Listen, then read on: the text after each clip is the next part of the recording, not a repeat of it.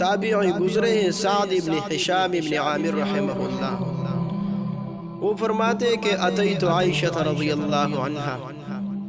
کہ میں حضرت عائشہ رضی اللہ عنہا کی خدمت میں حاضر ہوا، فقلت یا ام المومنین، تو میں نے کہا کہ اے مومنوں کی ماں حضرت عائشہ،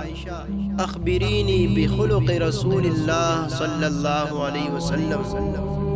مجھے رسول اللہ صلی اللہ علیہ وسلم کے اخلاق کے متعلق خبر دیجیے کہ اللہ کے نبی کے اخلاق کیسے تھے۔ تو حضرت عائشہ نے فرمایا کان خلقہ القرآن،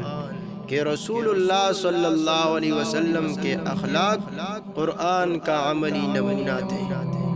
اور پھر مجھے فرمایا اما تقرأ القرآن قول اللہ عز وجل، کہ کیا تم نے اللہ عز وجل کا یعنی سورہ قلم میں ارشاد نہیں پڑھا کہ اللہ فرماتے ہیں کہ وَإِنَّكَ لَعَلَىٰ خُلُقٍ عَظِيمٍ، اے حبیب بلا شبہ آپ اخلاق کے عظیم مرتبے پر ہیں۔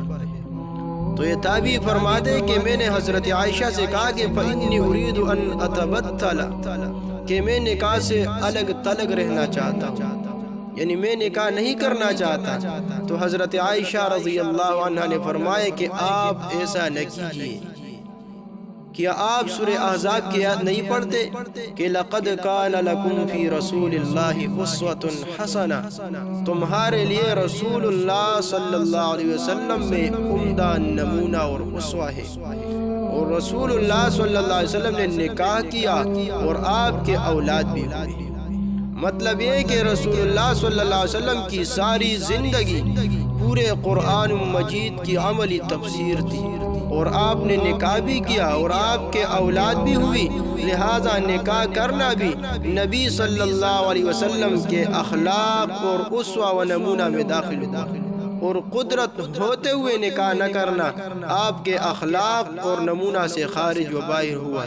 اسی لیے حدیث میں نکاح کو سنت قرار دیا ہے۔ اللہ ہمیں بھی اپنے نبی صلی اللہ علیہ وسلم کے اخلاق سے منور اور مزین فرما دے،